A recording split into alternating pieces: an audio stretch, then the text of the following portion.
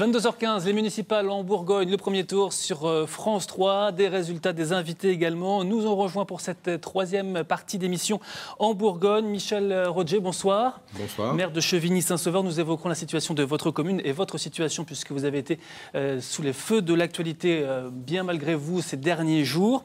Nous avons également sur ce plateau en direct Édouard Cavin, bonsoir. Bonsoir. Candidat Front National sur la ville de Dijon. Nous évoquerons bien évidemment la situation de Dijon. Puis François Rebsamen, le maire sortant de Dijon, doit nous rejoindre d'une minute à l'autre ici en direct.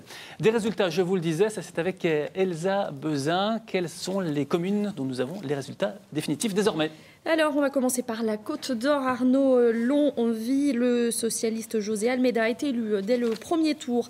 À Quetigny, le maire sortant, le socialiste Michel Bachelard, rate d'un cheveu la réélection, 0,01%.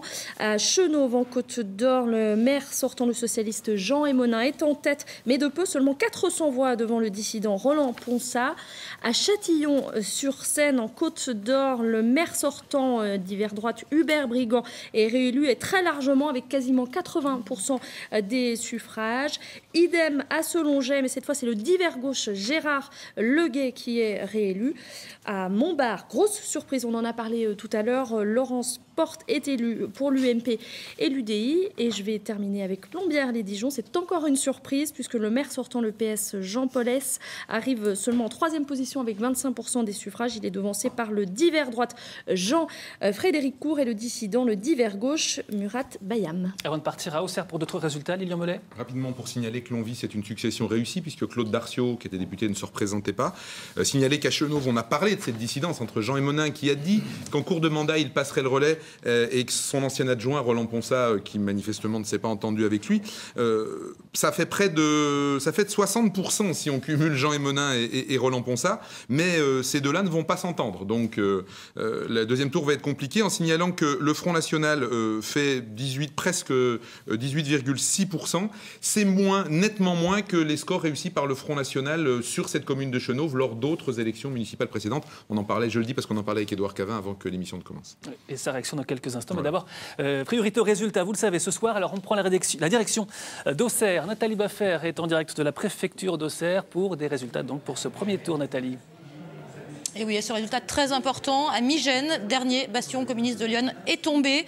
Le maire sortant PC, François Méroun, est battu. Et dès le premier tour, c'est François Boucher, l'UMP, qui l'emporte, donc, qui est élu au premier tour avec 51,7%. François Méroun sortant, donc 35,75%. José da Silva, socialiste, ancien adjoint au maire, 12,54%.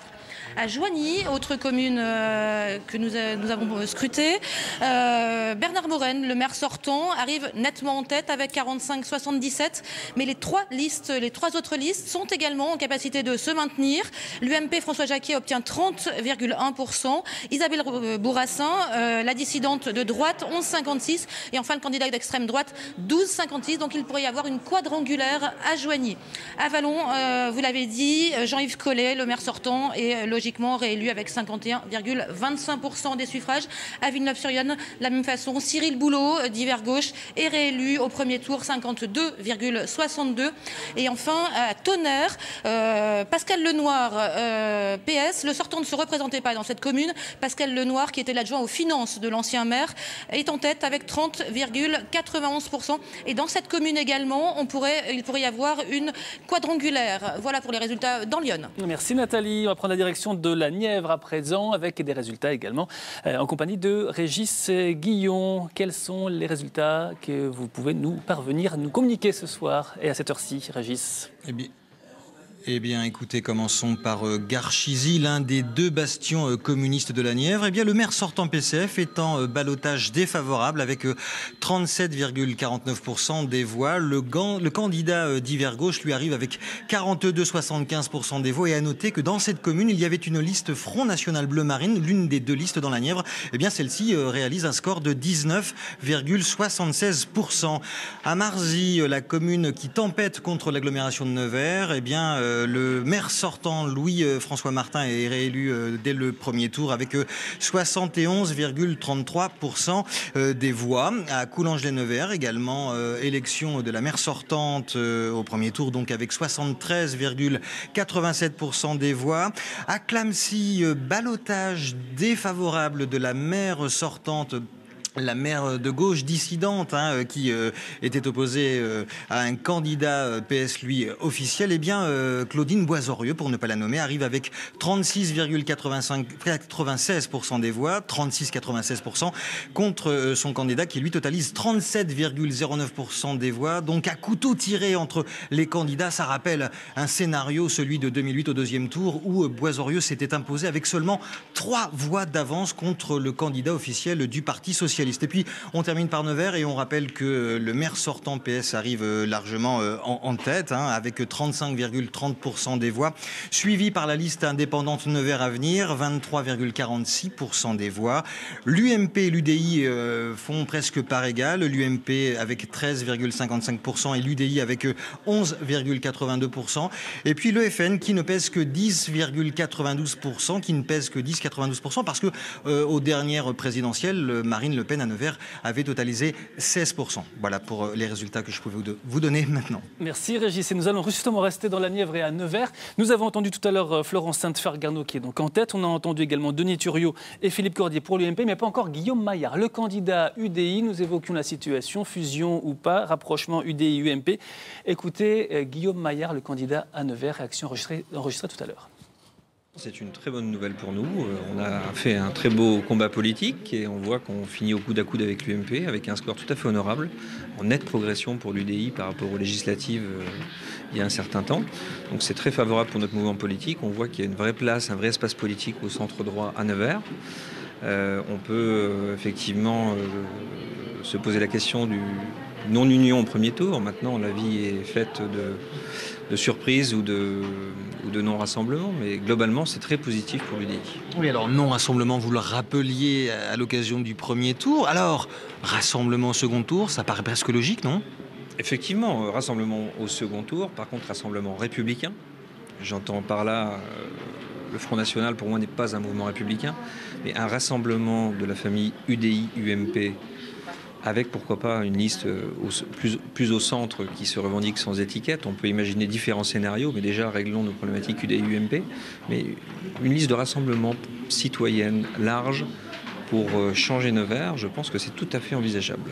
Parce que à elles seules, les deux listes UMP-UDI, même fusionnées, ne pourraient pas battre le candidat PS sortant qui lui arrive largement au-dessus avec quelque chose comme 35%. Il vous manque 10% des voix là pour essayer d'égaliser. C'est vrai, vous comptez bien. C'est effectivement un calcul difficile. Nous devons nous unir logiquement pour arriver à avoir une chance de battre le maire sortant, qui, je le rappelle, fait un score beaucoup plus en retrait par rapport aux dernières élections municipales. Avec son alliance de premier tour, on voit qu'il y a un effritement, une vote sanction quelque part du Parti socialiste. Donc le maire ne peut pas s'enorgueillir de son premier score, je rappelle, puisque c'est sa première élection municipale.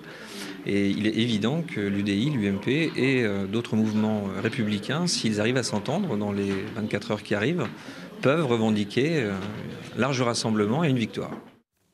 Guillaume Maillard, candidat UDI à Nevers. Avant d'évoquer Dijon avec nos invités, François Rebsamen, le maire sortant, qui est annoncé dans les prochaines minutes ici en direct. Un tour par la rédaction internet de France 3 Bourgogne où Théo Souman, vous regardez ce qui arrive sur les comptes Twitter des différents candidats. Oui Arnaud, et ça réagit notamment sur le cas de Dijon. François Rebsamen a fait sa conférence de presse il y a quelques minutes. Regardez ce message, on le voit. François Rebsamen, 44% des voix, message du bien public, commence sa conférence de presse. Et surtout, Marie Morlot, une journaliste de ce journal, qui évoque la possibilité d'une quadrangulaire au deuxième tour à Dijon. Alors quadrangulaire tout simplement parce que David Lano-Dugray ferait un très bon score, au-delà des 8%. C'est une surprise et évidemment, François Rebsamen a réagi lors de cette conférence de presse à ce score. Vous le voyez sur le message de Christophe Taris, notre journaliste de France 3, qui cite François Rebsamen: « Je suis déçu qu'autant de monde veuille le rapatriement de la Tour Eiffel à Dijon. » Vous voyez également la photo. Voilà, c'est allusion à une des propositions phares de David Lano-Dugré. Vous allez en débattre probablement sur le plateau. Merci Théo. Hashtag F3 Bourgogne pour réagir sur Twitter. Et justement, nous allons en préfecture de Dijon avec un résultat définitif pour la capitale bourguignonne grâce à Emmanuel Pinsonneau. Oui, les résultats de Dijon viennent enfin de tomber, ils sont définitifs. François Rebsamen obtient donc 44,2% des suffrages, Alain Houpert 28,2%. Le Front National Édouard Cavin, 12,7% des suffrages. Viennent ensuite David Lano-Dugré avec 8,5% des suffrages. Isabelle De Almeida, 4,6%. Et Claire Rocher, 1,5% des suffrages. Merci Emmanuel Pinsonneau en direct de Dijon. Mâcon à présent avec de nouveaux résultats et Damien Boutillier en direct de la préfecture de Saône-et-Loire. Damien. Oui Arnaud, alors des résultats définitifs. Bon alors Mâcon, Jean-Patrick Courtois est élu au premier tour à 65,8% contre le candidat PS 19,6%. Le Front de gauche arrive en troisième position, 7,5%. Et puis le FN fait près de 7%. À part El Monial, c'est Jean-Marc Nem qui conserve son siège à 78,8% contre le candidat socialiste 21,1%. À Blanzy, c'est Hervé Mazurek, le socialiste, qui décroche la mairie, 58,1% contre Jackie Lotissier, 29,1%. À Châtenois-le-Royal, Marie Mercier est réélue à près de 69% contre Pascal Legout, 30,9%. Et puis Fabien Jaunet à Digoin remporte la mairie. Le premier adjoint succède à Maxime Castagna, 65% contre Philomène Bacot, 34,9%. Alors dans ceux qui vont repartir dimanche prochain, notamment André Billardon-Creusot qui n'a pas réussi à décrocher à nouveau sa mairie au premier tour. Il passe avec 49,1% face à Charles Landre, 37,9%. À Monceau-les-Mines, c'est une surprise, c'est Marie-Claude Jarreau qui arrive en tête, 41,2%. Didier Mathus fait 36,9% et le Front National, 14,4%. À Guignon, c'est Dominique Lotte qui est en bonne position, 45% face à Sylvain Rameau, 27%. À Bourbon-Lancy, c'est Édith Guignot, la dissidente socialiste, 43,8%, qui devance Jean-Paul Drapier, le candidat sortant PS, à 30,1%, suivi de Jean-Paul Gauthier, d'hiver droite, 25,9%. À Tournu, c'est Jacques Legros qui est en tête, 33,2%, suivi de Jacques Roche, 32,78%. La gauche et la droite sont vraiment au coude à coude. À Autun, on part sur une quadrangulaire avec Rémi Rebérotte en tête à 40,12%. Et puis à Louan, Frédéric Boucher de la droite arrive en tête à 36,4%, suivi de Marie-Françoise Muller, 29,1%, de Monique Bonin, 28,2%. Et puis Sylvain Loin du Front National ne fait que 6,08%. Merci Damien. Restons en Saône-et-Loire avec les réactions de Jérôme Durin, responsable du Parti socialiste dans le département. Il était candidat sur la liste de Christophe Sirug. Écoutez ses réactions. Ce qui est une surprise, c'est le caractère très massif de cette victoire de Gilles Platret, qu'il faut saluer. Ils ont fait une bonne campagne, ils ont gagné. Nous ne nous attendions pas à avoir un résultat aussi dur pour notre équipe. Donc effectivement, la surprise, elle est là. Il est évident que les résultats départementaux ne sont pas bons pour la gauche de toute façon. Il faut qu'on entende le message des électeurs. Il y a sans doute une partie nationale très importante. Il y a une vague nette. Et puis il y a sans doute des éléments locaux. Mais on prendra le temps de l'analyse à froid. Tout n'est pas joué. Il y a un deuxième tour. Il y a des endroits où nous sommes à la bagarre encore. Donc moi j'appelle évidemment ce soir au rassemblement de la gauche partout là où c'est possible. Évidemment à lutter contre l'extrême droite et le Front National qui est bien trop haut à notre goût. Et puis on va reconstruire. C'est peut-être le moment de reconstruire. Il faut qu'on entende ce message des électeurs qui est très net. France 3 Bourgogne, en direct pour cette grande soirée élection municipale. Retour sur la situation de Dijon sur la Côte d'Or, puisque François Rebsamen vient de nous rejoindre, le maire sortant. On va voir les résultats donc définitifs du premier tour de cette municipale à Dijon, avec François Rebsamen donc en tête. Mais il y aura donc un deuxième tour, contrairement à 2008. Vous voyez donc les résultats, 28%, un peu plus de 28% pour Alain Houpert, l'UMP, 12,7% pour le Front National, et puis David Lano-Dugré, le candidat sans étiquette du Parti de la Fête, à 8,5%. François Rebsamen, bonsoir. Bonsoir. Merci de nous avoir rejoints sur ce plateau. On a vu sur Twitter, par exemple, que vous aviez envoyé un tacle à David Lano-Dugré en regrettant que beaucoup de voix s'étaient portées sur cette candidature? Non, je regrette rien, c'est la démocratie. Chacun a le droit d'être candidat. Je veux dire, c'est quelque chose de sérieux, l'élection municipale. Il y aura donc un deuxième tour. J'espérais passer au premier tour, mais la vague nationale, le sévère avertissement qui est lancé à la politique gouvernementale a touché aussi Dijon. Faut pas le nier, même si le score que je réalise est excellent, même si l'UMP continue à s'effondrer sur notre ville, ce qui est quand même la vérité, même si sur l'agglomération, je voudrais le dire, dijonnaise, les résultats sont bons, le travail qui a été fait porte ses fruits pour tous les maires qui sont en situation, globalement, mais bon... voilà, il faut faire un deuxième tour. On va le faire. En 1995, il y a eu une triangulaire. On aura une triangulaire. Voilà, donc c'est comme ça. Cela dit, je suis pas mécontent du résultat quand je vois le contexte national. Je prends comme un avertissement, pas par personnel, mais au niveau national, ce qui vient de se passer. Je pense que les électeurs ont voulu dire leur inquiétude au gouvernement, lancer, un sévère avertissement, un rappel à l'ordre au gouvernement. Maintenant, que faut-il répondre? Maintenant, il reste un deuxième tour. Et au deuxième tour, je ne voudrais pas que les électeurs se trompent. L'avertissement, il a été lancé au premier tour. Au deuxième tour, on choisit sa ville, le quotidien de sa vie, ce qui concerne la famille, les enfants, pour 6 ans. Et donc, partout, je le dis, où le FN est en situation de diriger une commune, eh bien, c'est la municipalité qui va être frappée.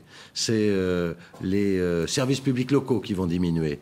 Et donc, c'est pas pour Dijon, puisque à Dijon, la situation n'est pas celle-là, mais c'est vraiment une grave inquiétude. On comprend les électeurs, on partage leur inquiétude, leurs difficultés, on les comprend.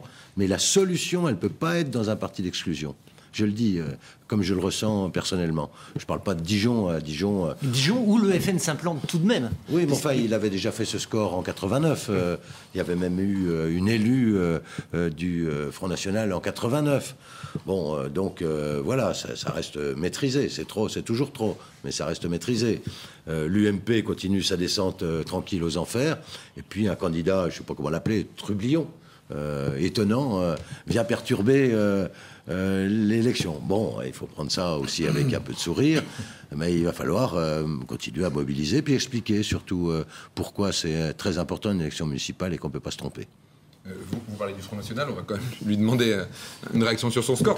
Vous pouvez lui demander toutes les réactions que vous voulez. Ce que j'ai dit est un message national, une inquiétude personnelle. Il n'y a pas de solution avec le Front National. Je voudrais que les choses soient dites partout où les socialistes pourront empêcher une ville de passer au Front National, ils le feront parce que c'est pas possible. Toulon, Marignane, Vitrolles, Orange, si ça n'a pas servi de leçon, alors voilà, c'est un langage national que je tiens ici. Au niveau local, il faut contenir cette poussée, il faut comprendre les électeurs désorientés, en difficulté, qui se tournent, mais ce n'est pas la solution, c'est le problème. Le FN, c'est pas la solution, c'est le problème. Non, la réalité, c'est que nous avons identifié les problèmes des Français, et particulièrement des Dijonnais, et nous avons trouvé des solutions à leurs problèmes. Aujourd'hui, vous êtes victime d'une claque électorale, quand même, parce que vous fanfaronniez sans arrêt en expliquant que vous alliez passer au premier tour. J'espérais. Ce qui est faux. Je ne suis pas On arrivé. le voit ce soir. Oui, et enfin, je crois que les Dijonnais vous ont sanctionné sérieusement. Vous faites 12%, restez à vos 12%. Bah écoutez, je crois que c'est une belle victoire pour la démocratie, si vous devriez le signaler. Et vous qui appelez sans cesse la jeunesse à se mobiliser, vous devriez plutôt me féliciter plutôt que de me tacler. Quand je vois dans un de vos meetings, quand vous dites bébé Cavin, mais ne vous étonnez pas que vous faites 45% après. Ben, je trouve que c'est parce très que bien, vous 45%, méprisez sans arrêt les électeurs. Vous les méprisez, monsieur Rebsamen, et aujourd'hui, ils vous l'ont bien rendu. Moi, je les respecte. Vous les méprisez. Je les respecte. Non, c'est trop facile de dire ça, sous prétexte que vous êtes élu. nous les respectons aujourd'hui, nous avons identifié leurs problèmes et nous avons des solutions. Vous avez trahi les Dijonnais en faisant exploser les impôts. Mais qu'est-ce que vous racontez? Mais vous mentez, monsieur. Vous mentez. Oui, vous n'y connaissez rien. Non, monsieur Rebsamen, c'est vous qui mentez ce soir devant les Dijonnais. C'est vous qui avez fait augmenter les impôts. On arrête le débat parce que c'est pas 12%, ça suffit. C'est 12%. Sous prétexte que je ferai 12%, on n'aurait pas le droit de discuter ensemble. Mais pas ici, pas comme ça. Édouard Cavin, vous vous maintenez bien sûr au deuxième tour? Oui, effectivement, je vais me maintenir au second tour, car je ne pourrais pas trahir mes électeurs, j'allais dire, en m'alliant avec l'UMP. J'imagine que c'est à ça que vous faites allusion, étant donné que l'UMP vote main dans la main avec le PS localement à Dijon, et aussi au niveau national. On l'a vu sur beaucoup de projets, notamment la taxe terrasse, etc. On va dire que main dans la main, dans le débat qu'on a organisé, ce n'était pas tout à fait l'ambiance. Mais je remarque une chose que je voudrais signaler aux Dijonnais, c'est qu'Alain Houpert n'est pas présent, et je crois qu'il ne sera pas non plus présent demain il est invité. au conseil municipal. S'il perd la mairie de Dijon, ce qui est en train de se profiler, je crois qu'il ne sera pas présent. J'invite donc les électeurs dijonnais à se mobiliser pour la liste Dijon-Bleu Marine qui les représenteront au conseil municipal de Dijon, étant donné que Alain Houpert n'y siégera pas. On va aller voir Isabelle de Almeida qui nous attend en préfecture de Dijon, candidate pour le Front de Gauche. Bonsoir Isabelle de Almeida. Alors face à ce score, à ce premier tour, qu'allez-vous faire pour le second tour ? Déjà, je voudrais quand même commenter ce premier tour, que ce soit en France, à Dijon, puis en Côte d'Or. Un taux d'abstention encore très important, comme en 2008. Et puis aussi une baisse de la gauche dans le pays. Donc ça montre bien qu'il y a de la déception de la part des gens qui sont déçus aussi par la politique gouvernementale.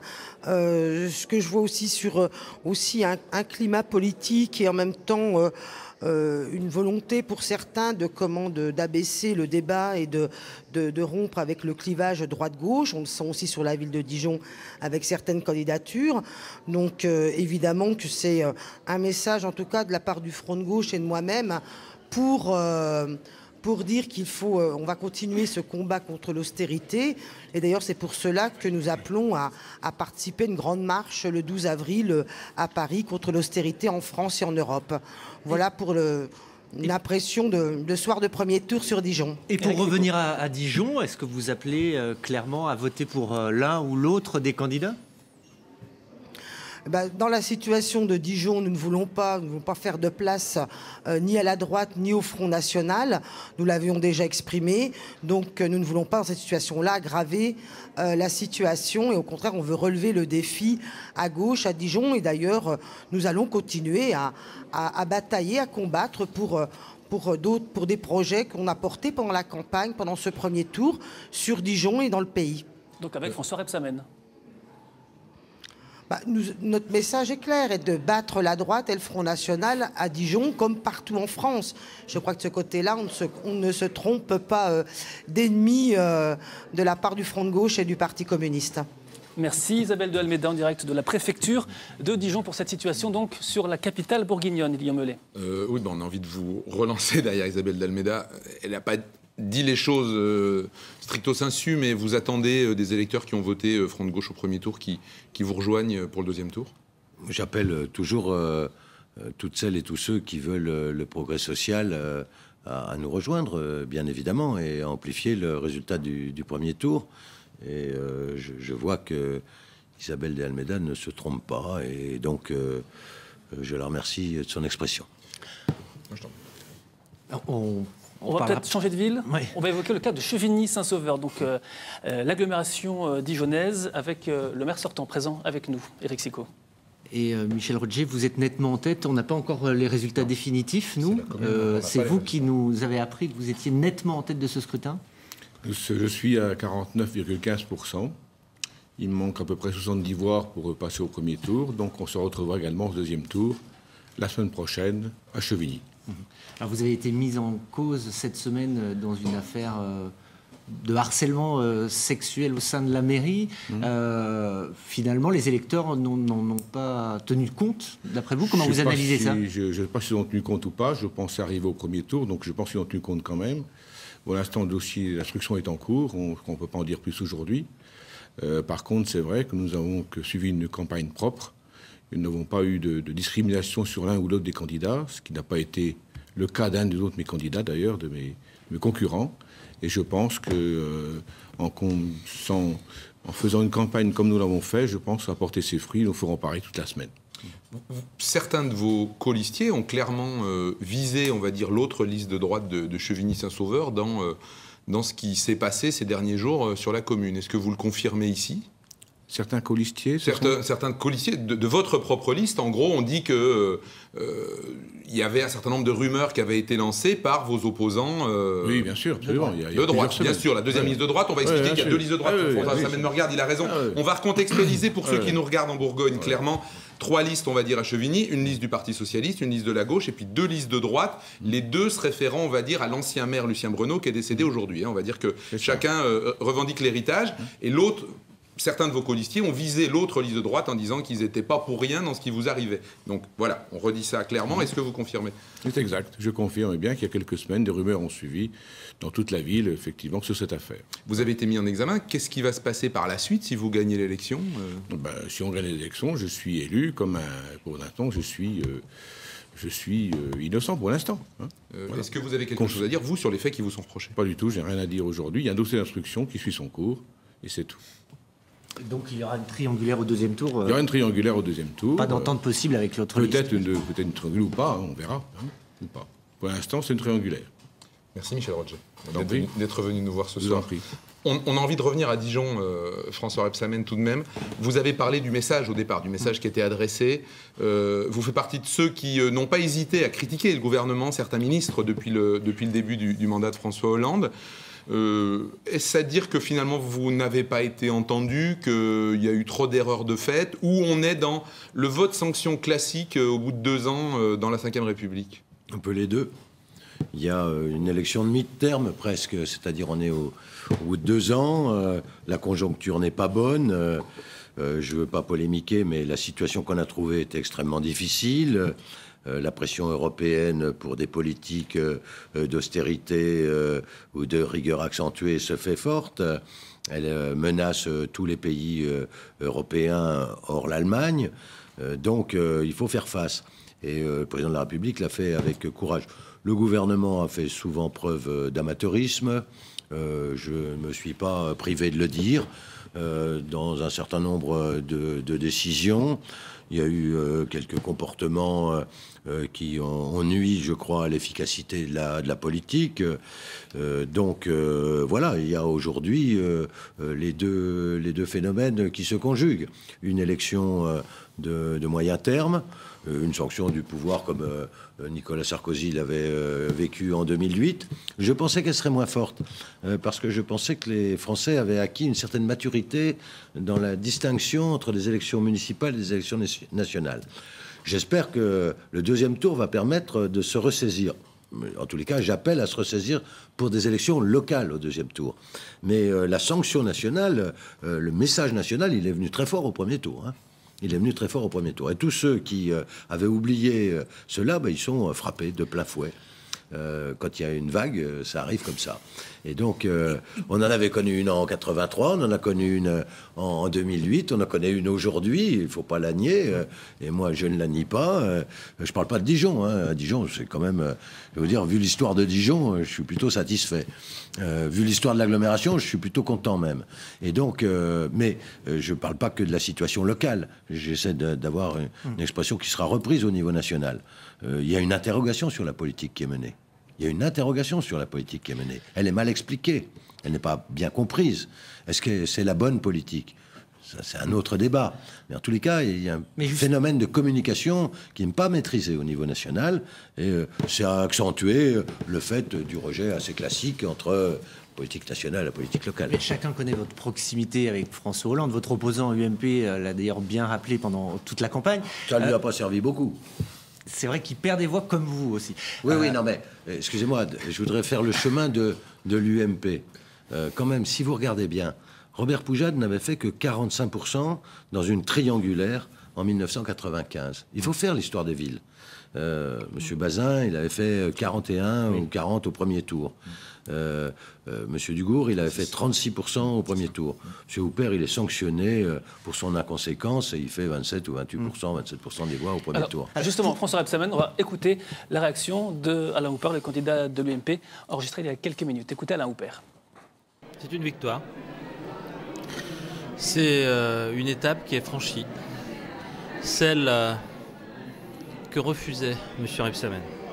Ce maire omniscient, omnipotent, qui considérait ses adversaires comme des gens pas capables de le faire chuter.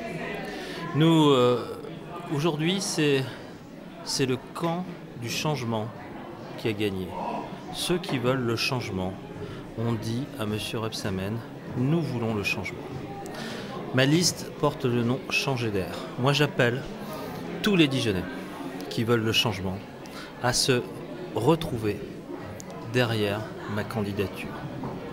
Et un deuxième tour dans une élection municipale, c'est une autre élection. Alain Houpert, candidat UMP, qui obtient donc sa victoire, à savoir un deuxième tour. Vous n'avez évidemment pas la même vision des choses, François Rebsamen, qu'Alain Houpert. Non, enfin, il a le droit de penser ce qu'il veut. Voilà, je ne fais pas de commentaires sur les commentaires de M. Houpert. Je parlais de résultats, de chiffres et de constats, voilà, et de propositions. Alors, pour revenir à votre commentaire sur le contexte national, vous avez dit qu'il y avait eu des erreurs de fait. Donc, que doit faire aujourd'hui, donc je commençais tout à l'heure ma question, votre ami François Hollande? Est-ce qu'il doit intervenir entre les deux tours ou est-ce qu'il faut attendre le deuxième tour pour remanier? Quelles sont vos préconisations, si vous en avez? Oui, enfin, d'abord, il faut terminer l'élection municipale. Il y a beaucoup de villes, et j'ai dit que c'était important, une élection municipale, qui vont se jouer au deuxième tour à presque rien. Ça va être très serré, donc c'est un appel à la mobilisation, à une réaction. L'avertissement a été entendu, je voudrais le dire au premier tour. Au deuxième tour, rappelons-nous que c'est une élection municipale qui va décider de la vie au quotidien de nos concitoyens pendant 6 ans. Donc revenons à l'élection municipale au deuxième tour. Puis ensuite, il sera toujours temps de jeter les bases, peut-être, d'une communication mieux à même du gouvernement. Et d'un remaniement. Ça dépend du président de la République, pas de moi. Continuons sur le chapitre Dijon avec David Lano-Ducret. Nous évoquions tout à l'heure sa candidature. Il est en direct de la préfecture de Dijon. Bonsoir David Lano-Ducret. 8,5% des voix pour celui que beaucoup surnommaient le trublion, David Lano-Ducret. Qui sont vos électeurs? Savez-vous qui a voté pour votre candidature festive? Bonsoir. Écoutez, je suis très content de notre score. Je remercie dans un premier temps déjà tous les Dijonnais et les Dijonnaises qui se sont reconnus en fait dans notre message et dans notre liste. Notre liste qui était la seule à Dijon qui est 100% société civile, avec des personnes de sensibilités différentes, de gauche comme de droite, contrairement à ce qu'on a pu faire croire. On a des gens vraiment de différentes sensibilités et des personnes qui ne se reconnaissent plus trop dans les partis en place. On a voulu nous faire passer pour une liste avec des idées non sérieuses, mais on ne peut pas résumer ça à ça. Et ça montre qu'il y a une place réelle aujourd'hui pour des candidatures de ce genre, de citoyens qui ont envie de ne pas baisser les bras et de s'investir dans la vie de leur ville pour participer en fait à la vie de leur ville. Pour un vote d'adhésion ou de sanction, David Lano-Ducret? Je pense qu'il y a des deux, mais c'est un score qui est très beau et qui est magnifique. En revanche, on est très frustrés malgré tout.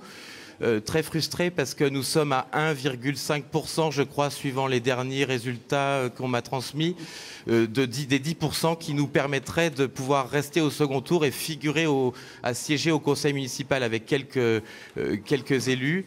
Et malheureusement, ce ne sera pas le cas. Donc on a fait un score extraordinaire et on ne pourra pas représenter les Dijonnais qui ont voté pour nous, en fait.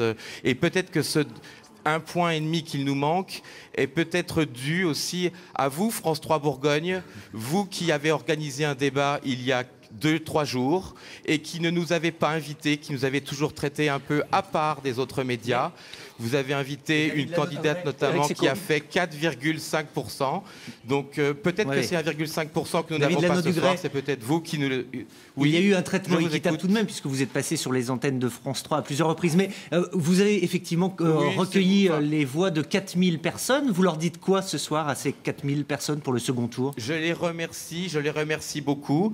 Comme je l'ai dit, comme nous avons vraiment des personnes qui sont aussi bien de gauche comme de droite sur notre liste, nous ne pouvons pas appeler à voter pour l'un ou pour l'autre. En revanche, nous organiserons nous-mêmes notre troisième tour. Nous allons réfléchir et nous ferons une conférence de presse prochainement pour travailler en fait sur de nouvelles idées, sur d'autres choses et continuer à participer et se préparer pour 2020 éventuellement. Et nous sommes un peu dans la lignée en fait de ces candidatures nouvelle génération, notamment comme un mouvement qui vient de voir le jour. Là, il y a 3-4 jours de Alexandre Jardin qui s'appelle Bleu, Blanc, Zèbre. J'invite les auditeurs à se renseigner de ce mouvement. Merci David Lano-Dugré. Donc on a retenu donc pas de consigne de vote pour le deuxième tour pour Dijon, pour votre liste. Nevers à présent, nous n'avons pas encore entendu le Front National s'exprimer. Christophe Gaillard est en direct de la préfecture de Nevers. Christophe Gaillard, bonsoir. Vous êtes en position de vous maintenir donc pour le deuxième tour ici à Nevers. Oui, bonsoir. Oui, c'est ça, puisque nous dépassons donc les 10% dès le premier tour, dès ce premier tour, oui. Une victoire donc pour vous? Oui, c'est une grande victoire, une belle victoire. C'était un pari risqué que nous avions fait, mon équipe et moi-même, puisque nous avions décidé de ne plus nous exprimer dans la presse locale qui nous avait savonné la planche, fait un certain nombre de mauvais procès, et puis nous avions décidé donc de communiquer par nos propres moyens, et nous avons réussi ce pari aujourd'hui. Action, question, Lina Mellet? Oui, sur ce résultat, il y a quand même beaucoup de listes qui peuvent se maintenir au deuxième tour à Nevers. Vous, votre objectif, c'est quoi? Ça va être siéger au conseil municipal? C'est essayer de discuter avec d'autres listes sur Nevers? On sait qu'il y a une liste qui se dit apolitique et qui arrive en deuxième position. Est-ce que vous avez des projets? Non, nous, notre ligne politique est très claire. Pas d'alliance, pas d'union avec d'autres partis ou avec d'autres forces politiques. Donc, nous resterons seuls au deuxième tour. Nous nous maintiendrons et puis nous représenterons les Neversois qui ont fait le plaisir de nous accorder leur suffrage. Et puis, je pense que nous avons besoin de représenter ces Neversois puisque nous serons les seuls donc au deuxième tour à parler immigration, à parler insécurité et à parler de l'Europe comme on le fait au niveau national. Nous serons les seuls à représenter donc les Neversois à la municipalité et puis plus tard, je l'espère, dans le département au Conseil général, à la région et puis lors des législatives, la représentation nationale bien entendu. Merci Christophe Gaillard en direct de Nevers. Revenons sur la situation à Chalon-sur-Saône. Nous avons vécu la soirée à Chalon, donc la défaite de Christophe Sirugue au premier tour, battu ce soir par Gilles Platret. Reportage. Ont obtenu liste Launay, 1531 voix, 10,22%. Liste Dufresne, 721 voix, 4,82%. Liste Platret, 7844 voix, 52,38%. Liste Sirugue, 4878 voix, 32,58%. J'adresse mes félicitations à l'équipe de M. Des résultats sans appel. Christophe Sirugue savait que la partie serait difficile. Il ne prévoyait pas une défaite aussi lourde. Loin des applaudissements qui saluent la victoire de son adversaire, il le reconnaîtra après avoir regagné son bureau qu'il n'a pratiquement pas quitté de la soirée.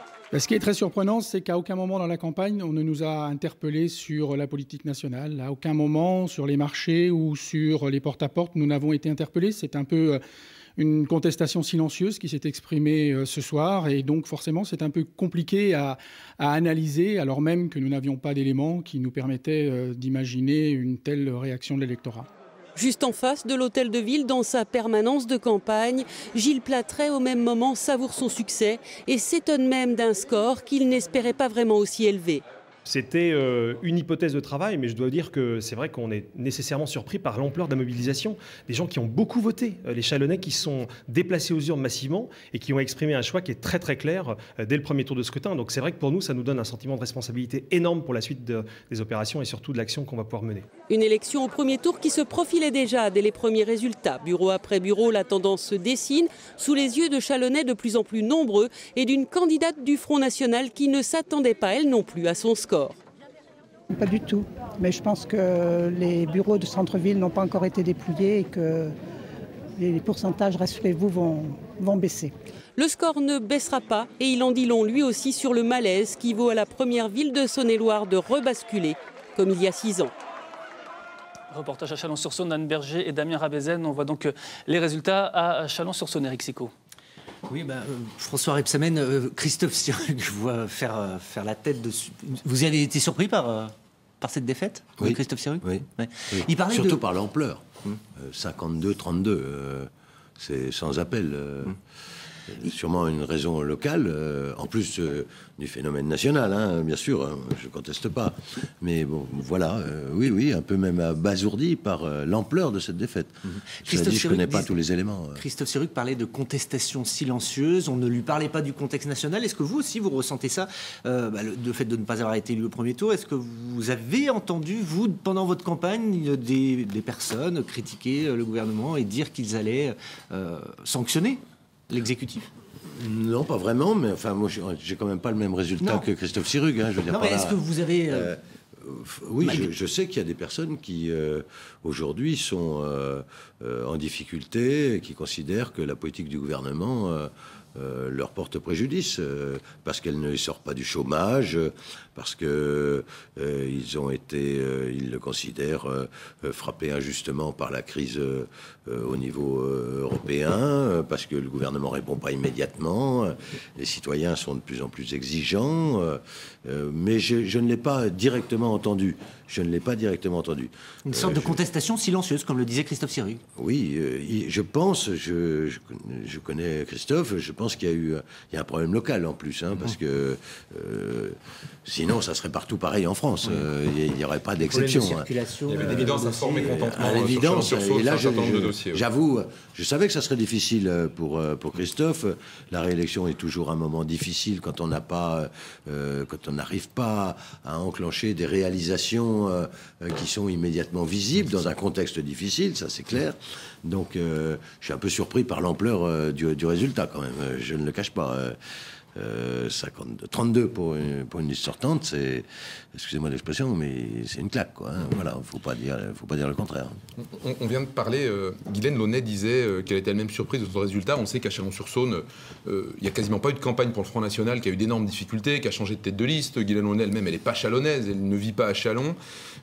Ça veut dire quoi? Ça veut dire que le Front National, pour beaucoup de gens, a servi de mode d'expression dans cette élection, de votre point de vue? Écoutez, à la différence d'autres candidats, nous ne nous cachons pas de notre étiquette politique.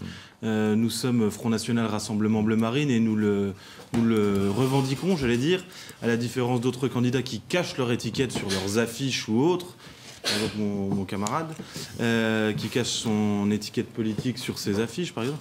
Je crois aujourd'hui que le Front National a montré sa capacité à rassembler, et particulièrement pour des élections locales, ce qui n'était pas gagné, j'allais dire. Je crois aujourd'hui que le PS a pris une claque électorale au niveau national, évidemment, on le voit. C'est un petit peu la vague bleu marine contre le gouffre rose, si on veut l'analyser comme ça. À Dijon, on a vu les scores du PS baisser, les scores de l'UMP baisser. Il n'y a qu'un vote qui a augmenté, c'est le vote du Front National. C'est clair aujourd'hui. Et finalement, qu'est-ce que vous allez faire? Je vois que, par exemple, vous avez un élu à Fontaine-lès-Dijon, un élu par-ci, un élu par-là. Quelle sera l'utilité de ces élus? Ça va être le démarrage d'une nouvelle force politique en Côte d'Or qui va s'organiser autour de la Fédération de Côte d'Or pour être présent le plus possible. Il y a beaucoup d'échéances à venir, les départements, enfin les cantonales, les régionales, et nous allons renforcer notre assise locale pour permettre aux habitants de Côte d'Or d'être mieux représentés et d'être défendus au sein de toutes ces assemblées qui ne sont aujourd'hui représentées malheureusement uniquement par le PS et l'UMP, qui votent main dans la main systématiquement les mêmes projets, et nous souhaitons les combattre aujourd'hui. Je constate que M. Rebsamen méprise les gens quand il dit que tout à l'heure la phrase qu'il a employée m'a particulièrement choqué. Je crois qu'il faut rompre avec cette politique aujourd'hui. Il faut se recentrer vers le peuple. Aujourd'hui, le Front National est le parti du peuple. Merci. C'est gentil, non, mais on vous dessine qu'on arrivait quasiment à la fin de l'émission. Il nous reste 1 minute. On va remercier nos invités d'être venus nous rendre visite ici sur le plateau de France 3 Bourgogne pour cette grande soirée spéciale en direct. Vous donnez plusieurs autres rendez-vous puisque, bien évidemment, le premier tour se termine avec tous ces résultats. Vous les retrouvez sur notre site internet bourgogne.france3.fr. Vous continuez également à réagir sur les réseaux sociaux. On se donne plusieurs rendez-vous demain avec une édition spéciale du 12-13 sur France 3, édition rallongée avec le journal régional à midi comme d'habitude, mais également une émission spéciale à nouveau où nous pourrons à nouveau entendre les candidats, réagir et débattre demain entre 12h55 et 13h40. Notez ce rendez-vous donc demain lundi pour analyser les résultats de ce premier tour. La vie politique, vous la suivez tout au long de l'année sur France 3 Bourgogne. Très belle soirée et rendez-vous demain donc et sur Internet aussi. Et la suite, c'est avec Carole Gessler et Francis Letellier pour la synthèse nationale. Très bonne soirée.